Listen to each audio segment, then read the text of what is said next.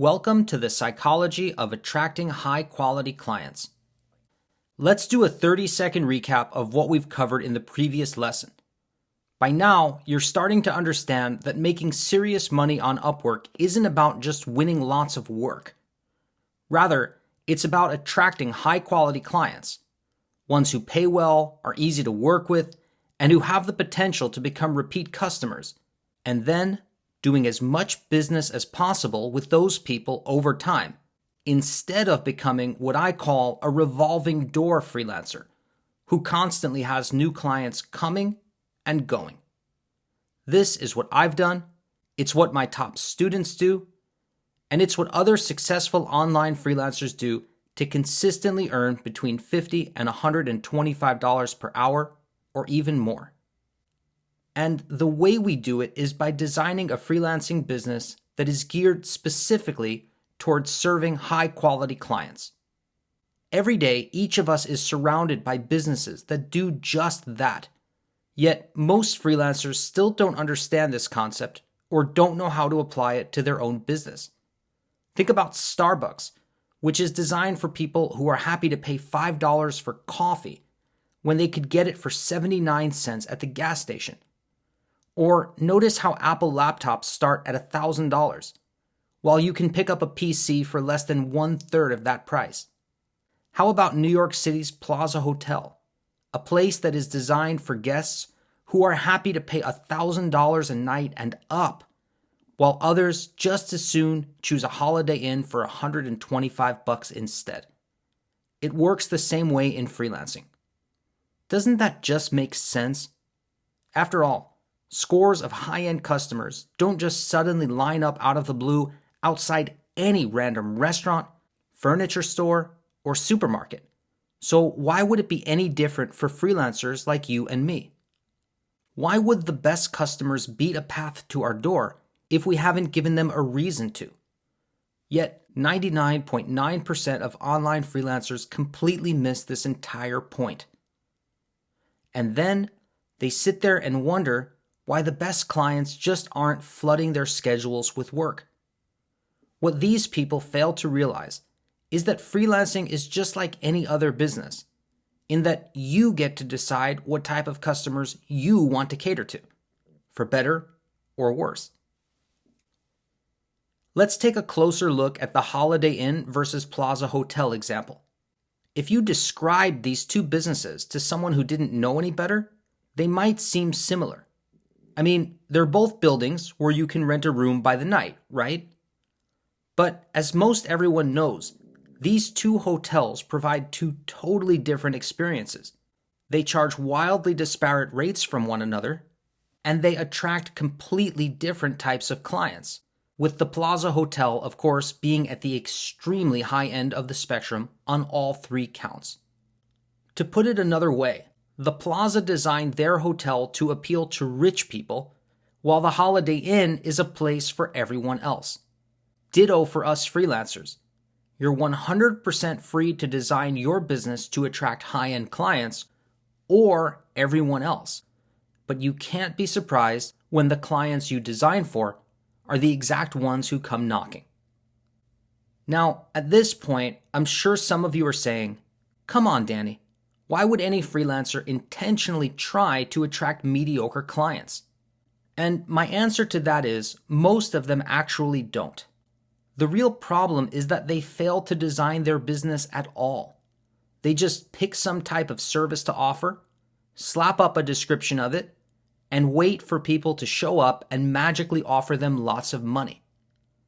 In other words, while their business isn't necessarily designed to cater to mediocre clients per se, it also isn't designed to cater to anyone in particular. So they indiscriminately apply to every job under the sun, what I call the proposal and prayer approach. Then the law of averages takes over, and they end up with average clients who pay average prices. Ironically, the law of averages may also bring these freelancers some high-quality clients from time to time. But these clients aren't willing to pay top dollar as they would to a true premium freelancer, any more than a successful business person is willing to pay $1,000 a night when he happens to stay at a Holiday Inn. Here's a quick story that drives this point home perfectly. I once read a message posted on an online forum. It was from a veteran online freelancer with years and years of experience who was trying to impart some advice to a newer freelancer.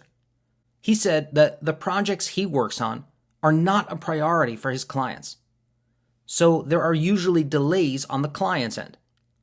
He also said that because of those delays, he tries to keep himself overbooked in order to compensate so that he doesn't have any gaps in work. Now, to contrast this for you, my business works exactly the opposite way. The work I do is extremely important to my clients. They're very responsive and engaged, and they're always piling new work on me. So, unlike this veteran freelancer, I am constantly having to stay underbooked in order to prevent myself from having an unmanageable workload. This means I have a major advantage, even though the veteran in question has many more years of experience than I do. And it's all because I've carefully designed my freelancing business while he has failed to do the same. But here's a fair warning. This is not something you can fake. You can't just slap together a Holiday Inn, give it a fancy sounding name, and pray for rich tourists to arrive and give you loads of cash. Similarly, you can't just say that you serve high quality clients, then raise your hourly rate to the moon and expect to see incredible results. In fact, that's one of the worst things you can do. I always laugh when I see average Joe and Jane freelancers trying to charge like they're the Plaza Hotel. I mean, if you're going to run a business for average clients, then you should at least charge accordingly.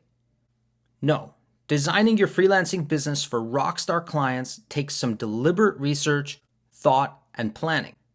Rather than just saying you serve high-quality clients, you need to come up with a niche and a way to position yourself that are authentic and offer value to high-quality clients and make them want to choose you.